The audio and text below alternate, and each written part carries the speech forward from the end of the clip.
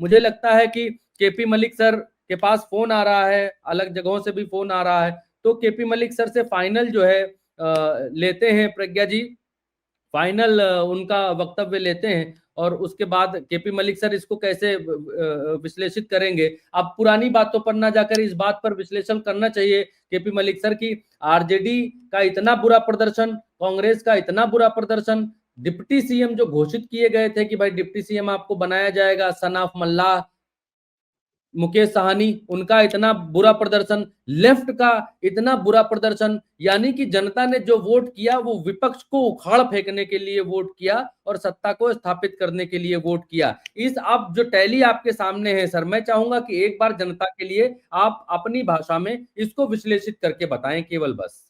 देखिए भरत जी, अगर आप ये सारा सिनेरियो देखते हैं, सुबह से हम भी जिस प्रकार कॉन्फिडेंस में थे, लेकिन ये तो उल्टा ही हो गया। हमें लग रहा था कि तेजस्वी की कुछ सीटें बढ़ेंगी, ये तो घट के 30 से भी नीचे आ गई। अब इसमें मुझे नहीं लगता कि कोई बहुत ज्यादा बदलाव होगा, शाम तक हो सकता है 2-4 ऊपर नीचे कहीं किसी की हो जाए, लेकिन अब इतने बड़े स्केल पर कुछ होता हुआ दिखाई नहीं दे रहा है। हैरानी की बात है कि भारतीय जनता पार्टी 90 दिखा रही है और जेडीयू 80-81 पे है। और जिस हम एलजेपी को समझ रहे थे कि भाई वो दो दाई के आंकड़े से इकाई के आंकड़े पे आ जाएगी, वो भी लगातार 21 पे खड़ी हुई है। तो ये जताता है कि कहीं ना कहीं सर ने अपना कमाल दिखाया है, और जो सर जिस चीज को हम सोच के लाए थे उस सर को, उसने बहुत अच्छा अपना प्रदर्शन किया है। तो इसीलिए सर का विस्तार बाकी राज्यों में खूब बढ़ चढ़ के किया जाएगा। इसमें कोई दो राय नहीं है कि चाहे वो इलेक्शन कमीशन कहिए, चाहे सत्ताधारी दल का सामदाम दंडभेद कहिए, लेकिन हम खाली उसी चीज को गाते रहे वो भी जरूरी नहीं है। कहीं ना कहीं इसमें विपक्ष की आपसी फूट, विपक्ष का आपसी तालमेल ना होना, और सर जनता को जिस प्रकार से बरगलाने का काम सत्ताधारी दल के लोग करते हैं, और जनता को हम भी कहते थे कि बिहार का मतदाता बहुत समझदार है, होशियार है, चाहे आप कुछ भी कहिए, जो तत्काल आपको मिलता है, जो कहते हैं कि 10,000 रुपए तत्काल आपकी जेब में आया, और जिस प्रकार से पर्दे के पीछे की खबरें हैं कि पैसे का भी बंटवारा हुआ, बाकी चीजों का भी हुआ, तो व्यक्ति तत्काल देखता अगले 5 साल में मुझे क्या मिलेगा नहीं मिलेगा, उसको नहीं दिखता है। ये आंकड़े वो चीज को जाहिर करते हैं। तो मुझे लगता है ये बेईमानी है हमें इस तरह की बातें करना, नैतिकता, संविधान और नहीं नहीं बातों की सर, मैं उस बातें पर नहीं जा करना। रहा, मैं उस पर नहीं जा रहा, मैं उस पर नहीं जा रहा, मैं उस पर नहीं जा रहा सर, मैं उस पर नहीं जा रहा। मैं सिर्फ आपसे ये सिनेरियो समझना चाहता हूं कि भारतीय जनता पार्टी की अभी दिख रही 90 सीटें, भारतीय जनता पार्टी की 90 सीटें दिखाई दे रही हैं, और पासवान साहब की जो है वो दिखाई दे रही हैं 21 सीटें। तो 90 और 20 होती हैं 110 सीटें। 110 सीटों में हम और आरएलएम मिला देते हैं तो 110 और 118, 118 सीटें होती हैं। एलजीपी की एक और उसमें मिलाते हैं तो 119 सीटें होती हैं। यानी अगर जेडीयू को साथ में ना भी ले एनडीए, और 119 सीटों में अदर्स, अगर देखने वाली बात होगी कि अदर अभी कितने आते हैं एमआईएम को छोड़ करके और कितने आते हैं, 5 सीट पर लीड ले रही है एमआईएम, अदर कितने आते हैं, तो अगर 122 बहुमत है और 119 तो बिना जेडीयू के भारतीय जनता पार्टी होने जा रही है 119, तो 119 20 21 22, तो 3 ही लोगों की तो आवश्यकता है सर। अगर जेडीयू को साथ में ना भी लें तो ये सिनेरियो तो दिखा रहा है कि मुख्यमंत्री भारतीय जनता पार्टी अपना बनाएगी, ये तो मोहर लगाता हुआ दिखा रहा है। देखिए बिल्कुल बिल्कुल लगाता है, और खाली आप इसी को मत देखिए ना, आरजेडी के भी कुछ टूट सकते हैं, हाँ कुछ कांग्रेस के भी टूट सकते हैं, उनको क्यों नहीं आप देख रहे हैं? और जेडीयू के क्यों नहीं टूटेंगे? जेडीयू में ऐसे कितने लोग होंगे जो भारतीय जनता पार्टी ने अपने कैंडिडेट जेडीयू में लड़ाए होंगे। राइट राइट राइट तो राइट। आप ये भारतीय जनता पार्टी की जो रणनीति है, और जो चाणक्य गिरी है अमित शाह की, उन्होंने भी तो अपने आप को घिसा है दोबारा यूपी में हारने के बाद, और कॉन्स्टिट्यूशन क्लब का चुनाव हारने के बाद वो बिहार में फेल नहीं होना चाहते। तो उन्होंने रणनीति बनाई है, और अभी जो आप देखेंगे, अभी हमें बहुत ज्यादा उत्साहित होने की जरूरत नहीं है। भारतीय जनता पार्टी इतनी आसानी से बैठने वाली नहीं है। अब तो तोड़फोड़ की रणनीति चलेगी, और तोड़फोड़ में नीतीश जी और आरजेडी के जो तेजस्वी यादव हैं, अब तो उनको अपने एमएलए की रखवाली करनी पड़ेगी। अब तो यहाँ चीजें शुरू हो जाएंगी आपको 1-2 घंटे में कि और आपके दूसरी जो चीज ये भी विधायक है वो कहाँ घूम रहे हैं।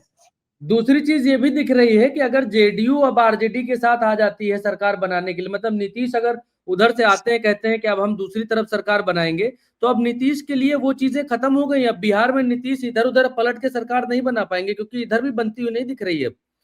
अगर नहीं, 81 बिल्कुल में। बिल्कुल हाँ बिल्कुल बिल्कुल भरत जी, देखिए आप, ये है कि जो हम कह रहे थे कि नीतीश कुमार किसी भी कीमत पर सीएम बनेंगे, वो फॉर्मूला भी खत्म हो गया।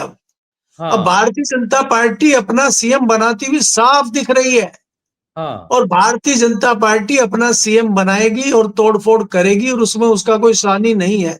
और बिहार में सब चीजें आसानी से होती हैं। बिहार में जो जिनको आप तोड़ना है वहां पैसा चलता है, पैसे के अलावा वहां आपकी फाइलें हैं, वहां आपके केस हैं, वहां आपकी तमाम चीजें हैं। क्योंकि वहां वहां जो गोली वाला किस्सा है वो भी तो बहुत लंबा चौड़ा है। तो ऐसे में हम्म कई लोग जेल ना जाके सत्ता में जाएंगे। जब हम्म। आपके सामने फाइल रखी जाती है, आप जेल जाएंगे कि मंत्री बनेंगे, तो व्यक्ति कहता हम तो मंत्री बनेंगे। भाई हेमंत यहाँ विश्व तो शर्मा जेल जा रहे थे ना, और उनको यहाँ तो ऐसा लग मुख्यमंत्री रहा है जैसे बनाएंगे। जीत कर भी हार गए नीतीश कुमार। ऐसा लग रहा है कि भाई 81 सीटें तो ले आए, लेकिन बिल्कुल बिल्कुल बिल्कुल, इसमें मुख्यमंत्री कोई वाला दो राय मामला। नहीं है। बिल्कुल हाँ, कोई दो राय नहीं है। और और ये ये जो लीजिए, सिनेरियो, भाजपा 91 हो गई सर, और जेडीयू 79 हो गई। अगर ये जेडीयू और थोड़ा नीचे जाती है, 2-4 अंक, भाजपा एक आध अंक और छुट, और एक और तो इसमें तो नीतीश कुमार का कोई चांस ही नहीं है। फिर तो वही है कि जो कहा था गृह मंत्री ने कि विधायक जिसको चाहेंगे उसको बनाएंगे। फिर तो वही सिनेरियो होता हुआ दिखलाई दे रहा है। भाई आप एलजेपी को देखिए ना, वो पहले आप 20-21 दिखा रहे थे, वो भी 22 हो गई है। हाँ, वो भी 22 हो हम गई। भी, ये लीजिए, और, हम और 5 हम हो गई। और हम भी बढ़ गई है। तो ये जो है, आप 2-3 सीटें कह रहे थे, 2 तो अभी बढ़ गई हैं, तो जरूरत एक की रह गई है। तो ये हाँ। जरूरत पड़ेगी ही नहीं। और ये आपने सही बात पकड़ी है कि अब नीतीश कुमार की जरूरत ही नहीं पड़ेगी भारतीय जनता पार्टी को। और हम्म नीतीश कुमार अपने विधायकों को ही संभाल लें, वही बड़ी बात होगी। अब हम्म तेजस्वी यादव के और इनके विधायक टूटना शुरू करेंगे। हम्म देखिए, जो विधायक बचते हैं, जो नहीं टूटेंगे, उनमें मुझे सिर्फ लेफ्ट वाले दिखते हैं। कांग्रेस हम्म के भी देखिए 4 आप दिखा रहे हैं जो आगे बढ़त पे चल रहे हैं, वो 4 हम्म भी टूट जाएंगे। पूरी कांग्रेस ही टूट के चली जाएगी एक तरफा। हम्म। कांग्रेस में करेंगे क्या वो रह के 5 साल? सबको सत्ता चाहिए। तो इसलिए अभी बिहार का सिनेरियो आप शाम तक देखेंगे। अब तो जो रिजल्ट आना था वो आ चुका। अब तो अपने विधायकों को कैसे बचाया जाए, कैसे रोका जाए, इसकी कवायद शुरू होगी। और उसमें तेजस्वी यादव भी उनको पकड़ने की कोशिश करेंगे, और नीतीश कुमार भी करेंगे। तो ये कहा जा सकता है कि नीतीश कुमार का ये अंतिम समय शुरू हो गया है जिस प्रकार से था। अब कितना भी आप कहिए कि नीतीश कुमार ने बहुत अच्छा प्रदर्शन किया है, लेकिन अब वो कुछ आगे कर पाएंगे, मुझे तो नहीं लगता। जी। बिल्कुल नए तरीके के समीकरण इजाद हो गए हैं, एकदम नए तरीके के, कि अब नीतीश कुमार अगर महागठबंधन के साथ में जाकर, जिनके बारे में कहा जाता है कि पलटी मार जाते हैं, कभी पलटी मार लेंगे, तो अब पलटी मारने से भी इधर सरकार नहीं बन रही है भाई। जेडीयू अगर इधर आ जाती है तो भी इनकी सरकार नहीं बन रही है। और भारतीय जनता पार्टी एनडीए में अपना मुख्यमंत्री बनाने के लिए अब स्वतंत्र होती हुई दिखलाई दे रही है।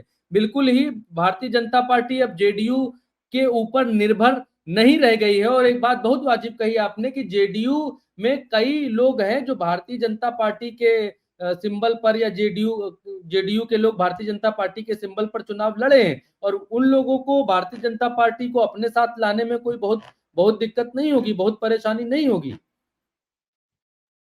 और जी बिल्कुल। और एक चीज और है कि अगर अभी अभी विधानसभा में जब स्पीकर बनेगा, तो भी भारतीय जनता पार्टी का नंबर है, तो वो तो है कि भारतीय जनता पार्टी का स्पीकर बने। और भारतीय जनता पार्टी का अगर स्पीकर बन गया, तो फिर महाराष्ट्र की तरह आप लगाते रहिए गुहार कि भाई अगर दो दो विधायक भी टूटे, 3 विधायक भी टूटे, तो आप लगाते रहिए गुहार, कोई सुनने वाला नहीं रहेगा कि भाई 1/3 विधायक होने चाहिए तभी पार्टी टूट सकती है, दल बदल कानून लग जाएगा, वो लग जाएगा। लगाते रहिए, लग ही नहीं पाएगा। क्या मैं सही कह रहा हूं सर? देखिए भरत जी, ये सारी चीजें हैं। जो विधायक चुनाव जीत के आता है किसी भी तरह से, पैसा दम श्याम धाम दंड भेद वो करता है, तो वो विपक्ष में बैठने के लिए नहीं करता, वो हम्म सत्ता में जाने के लिए करता है। हम्म तो ऐसे विधायकों की कमी नहीं होगी जो भारतीय जनता पार्टी के खेमे में चले जाएंगे जब सरकार बनती हुई दिखाई देगी। और आपको इसमें कोई संशय इसलिए नहीं होना चाहिए कि भारतीय जनता पार्टी नंबर 1 की पार्टी बन के जा रही है, तो गवर्नर तो तैयार बैठे हैं उनको बुलाने के लिए। और जैसे ही आपको सरकार बनाने के लिए गवर्नर आमंत्रित करेंगे, तो दाएं बाएं के जो लोग हैं वो तत्काल अपने आप चले आएंगे, आते तो बिना बुलाए चले आएंगे। तो इसलिए ये बहुत आसान भारतीय जनता पार्टी के लिए हो गया है। और ऐसे में नीतीश कुमार मुझे बाहर होते हुए दिखाई दे रहे हैं, ये तस्वीर भी शाम तक आपको साफ हो जाएगी। तो इसलिए बहुत ज्यादा गुणा भाग की जरूरत मुझे नहीं लगता बिहार में पड़ेगी।